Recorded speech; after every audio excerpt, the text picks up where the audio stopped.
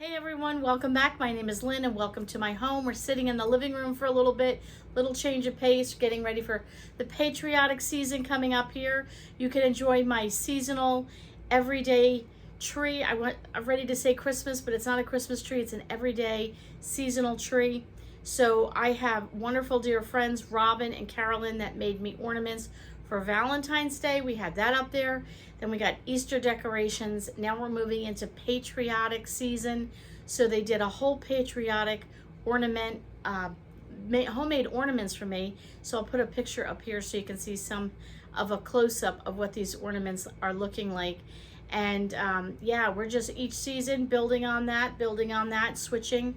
It is a pre-lit tree, and I just noticed that one section is looking not so lit. So we got to check into that and see what's going on, or maybe add some more lights. And Gavin, our youngest son, had said, "Mom, can't we leave this up year round?" He just loved the Christmas tree last season. So that's what we're doing. Every season we're going to just build onto it and enjoy it. It's actually been quite nice because it gives us nice dim lighting in the evenings, or even during the day if it's like a darkish day. Today was very thundery and lightning and gray, but you can put that on, and I've got a Thomas Edison bulbs over here, and it just gives a nice mood to the room. So we're really enjoying that. So I wanted to talk to you about getting back to the basics, saving money, and living life simple. And I talked about how I want to do like a series of things with, I know the keywords are let's be frugal, let's save money. To be honest with you, I listen to some videos and I'm kind of like so sick of hearing how to save money. Now, I need to save money. We all need to save money. The cost of living is absolutely bonkers right now. I went out with my daughter-in-law the other day and we went shopping and thrifting, and we were looking around, and I just said to her, I didn't need a lot, and I mean literally need. I need a bathroom. I need 2 bathroom mats for my upstairs and downstairs bathroom, and I went to look for the cost of new mats, and I was like, not so much about that price. So I wanted to look at a thrift shop. They didn't have any, but I'm going to continue to look. But just the cost of everything, I was telling her, it's, even if you're debt-free and you're living simple, things are still costing a lot. But with that being said, there are still ways that we can maneuver the waters, save some money, still have a treat once in a while, do some things in life that we enjoy. So I want to just talk to you about 5 ways that I think that have helped me save some money. So one of the things from me, now let me explain for anyone that's new, I work full-time outside the home. I work on an average of 45 to 48, 50 hours a week. That's probably my average week. Then you have to account for getting ready, coming home, all the rest that goes with it. So I don't have a lot of time in the house other than my 2 days off. And a lot of times at night, we're running here, there, and everywhere doing different activities for my mom, ourselves with church and activities and things we're involved in, having people over. We have somebody coming over next week for dinner. We're going out Monday for a barbecue. Our youngest son still has lots of activities that I take him to. So with that being said, I don't have a lot of time to spend in the kitchen.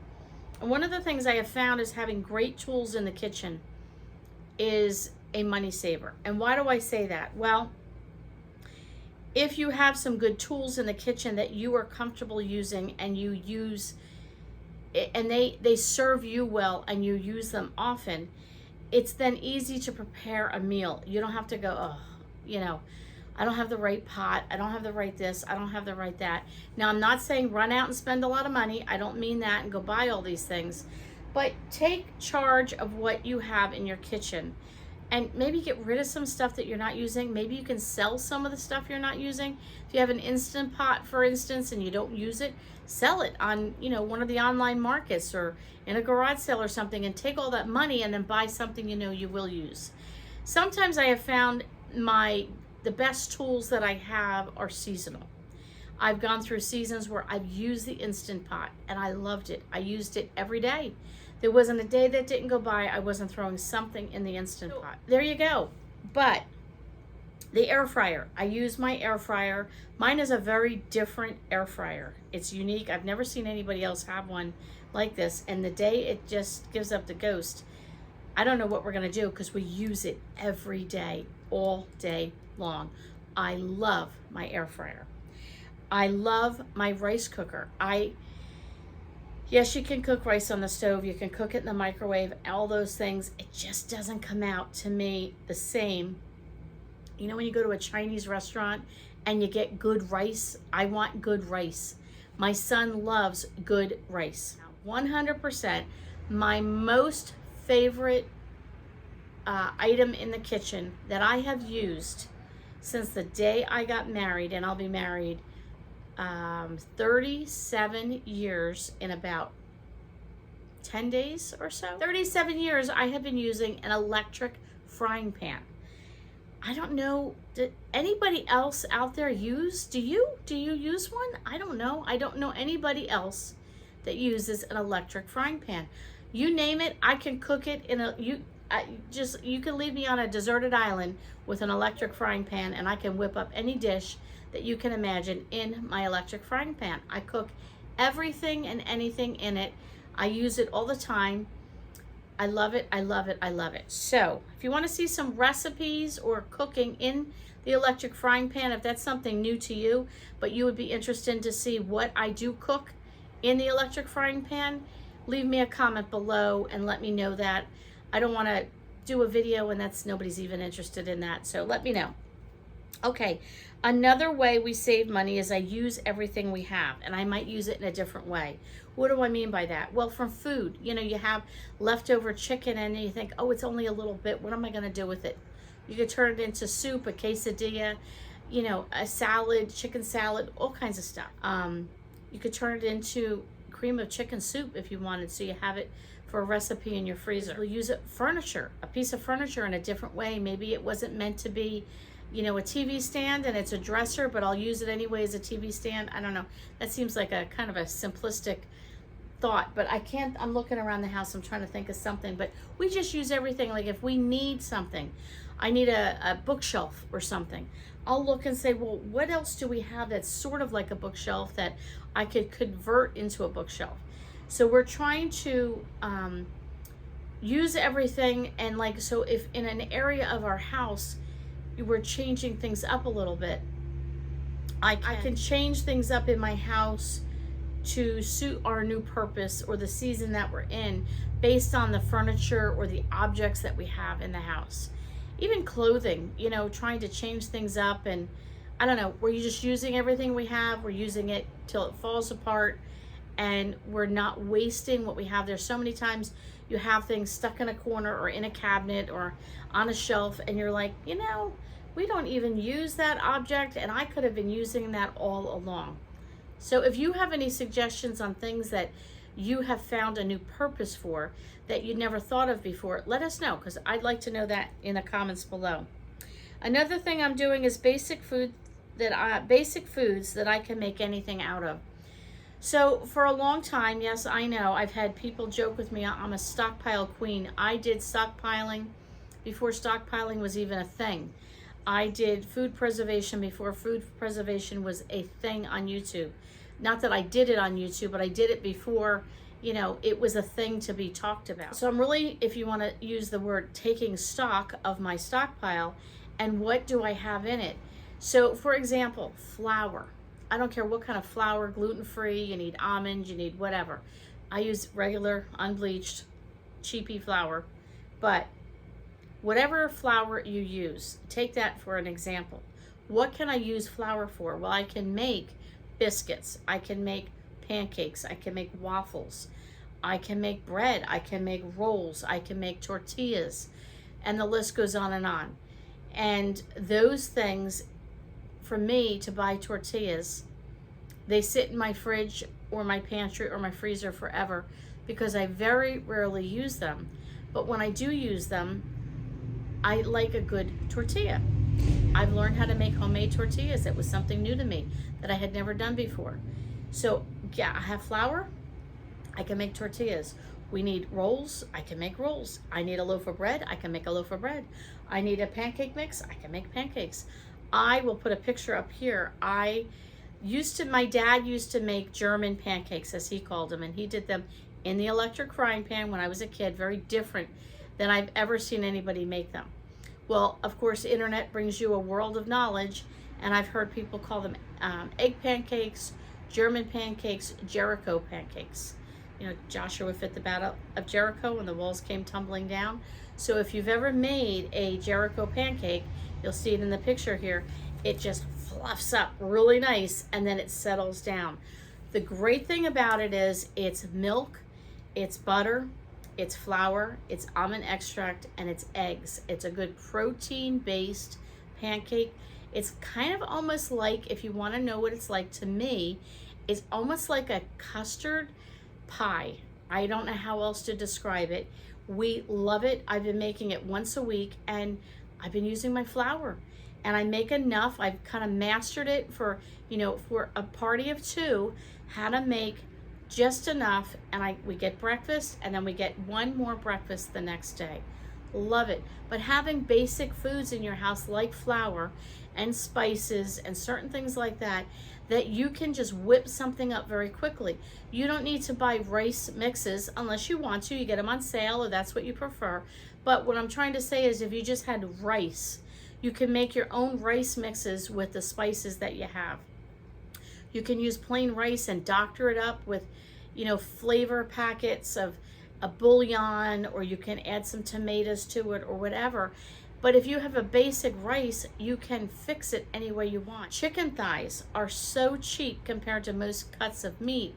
And I had a video eons ago, probably 4 years ago, on how I take 6 chicken thighs. I can cook them up and come up with 6 meals for a family of 2 to 3 for the week. So there's another great thing, having a basic chicken in the oven or in the freezer that you can put in your oven or your crock pot and cook it up. Flour, rice, all these things, spices, some of the basic stuff, just keeping that and not buying so much of the boxed pre-made stuff, the rice mixes, the pancake mixes. Now, I do get those. Don't get me wrong, that I still enjoy them. But just staying with the basics when I'm having a really, rough time, we're just buying the basics and I'm making everything homemade that way. Another thing I'm doing, this is number 4, is learning basic life skills. Some of us didn't grow up with maybe our moms. My mom, great cook, but I didn't learn a lot from her in terms of I did not spend time in the kitchen with her. It was just not a thing in our home. So when I got married, I really didn't know how to cook. So of late, I've gotten back into taking some cooking classes. Our library offers free cooking classes. So there are other places that you can pay for classes. There are things like the library and local township things. They offer free classes. There's free online classes that I've taken a few things on cheese making and bread making and things like that. If you know a friend that does something, ask them, hey, would you teach me how to do that? I have someone that asked me, I actually have 2 people that asked me to teach them how to do canning because they'd like to learn how to can. Absolutely. Come on over, we'll have coffee, we'll, fellowship together, and I can do that. I can teach you how to do canning. So learning some basic life skills, bread making. Do you know how to can? Do you know how to dehydrate? I'm telling you, canning can save you money.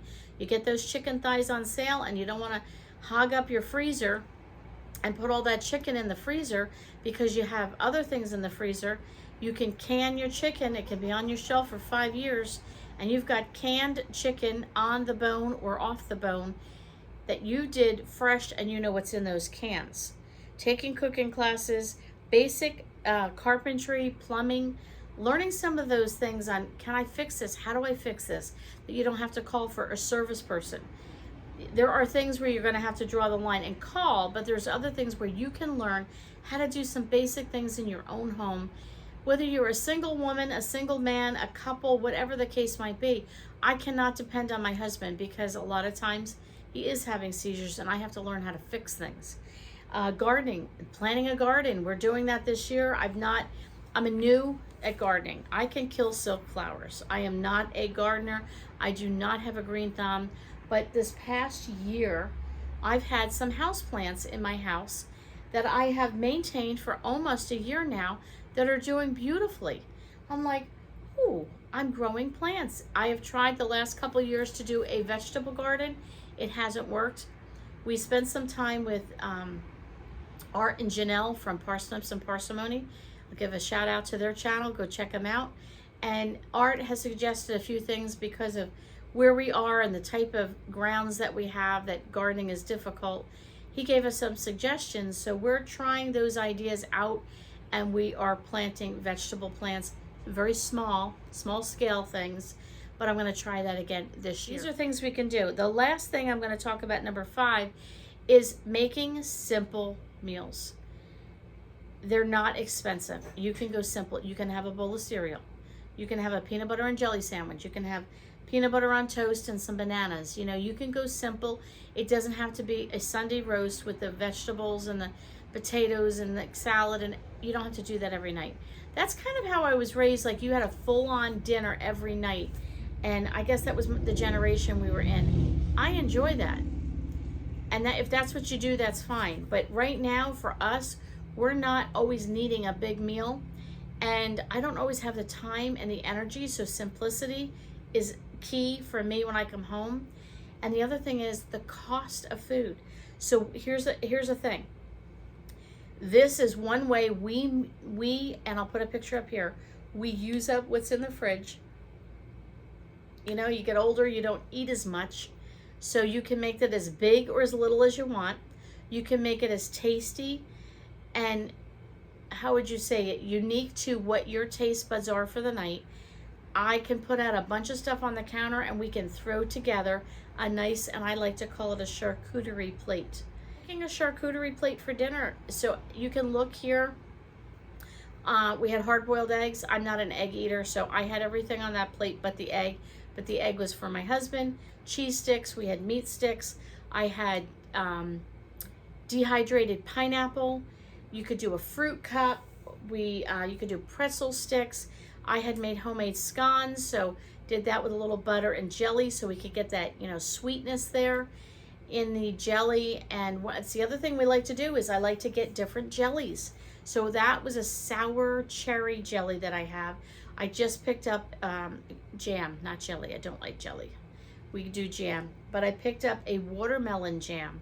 Watermelon, I've never even seen that before. So I picked that up the other day. And we've gotten fig jam. That's one of our absolute favorites. So we'll do some jams and maybe on crackers versus the scones that I made. I had some sourdough bread from Trader Joe's. So I just put some peanut butter on that for added protein, natural peanut butter. And I had some cucumbers and I cut them in strips. And I had some grape tomatoes and I just cut them up ever so slightly. You can use hummus with that. You can do avocado cup. You could do some ranch dressing. Listen, it's endless. What is in your refrigerator right now? Maybe that little bit of chicken. So make a tiny little chicken salad with some crackers and add some veggies and a little piece of fruit and a little this and a little that. You can even put a little candy on the side or one cookie to kind of make the plate rounded out with a little sweetness. Come up with a great charcuterie dinner. So going back to my husband not being well tonight, so I will show you the plant that was given to us. It was a butterfly bush from Carolyn and Robin, and I will show you that on the next video once Graham gets a chance to plant it outside.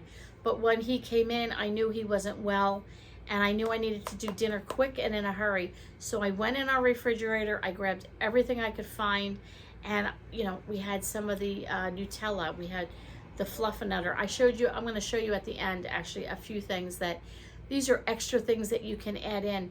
And I just looked at what I had, whipped together a plate. Within 5 minutes, he had a bounty of a plate of food. Gave that to him, got him started with dinner. I whipped together one for myself, came and joined him. We put on one of our favorite TV series on. It's at the season finale. There's one more to go, and we're, you know, on these cliffhangers, and we sat and watched a show together. We ate our charcuterie plates and used up leftovers in the fridge of bits and bobs and pieces that we had. And he's off taking a nap. I'm doing a video. it was a great dinner. So I'm gonna, at the very end, just kind of show you what we did. I wanted to kind of prepare it along as we talked with you, but I needed to whip it together quickly because of Graham's seizures. So we go to plan B. I'll just show you at the end what I did, but I hope these 5 tips were helpful. Getting back to the basics, saving money and living life simple. How are you doing that in your life? I'd love to hear from you. I'd love for you to give me a thumbs up and keep my algorithms and all that fun stuff happening so that, you know, my videos can reach more people. Thank you for coming over and visiting my home, and thanks for letting me sit and chat with you in your home. You have a great day. We'll catch you all on the next video.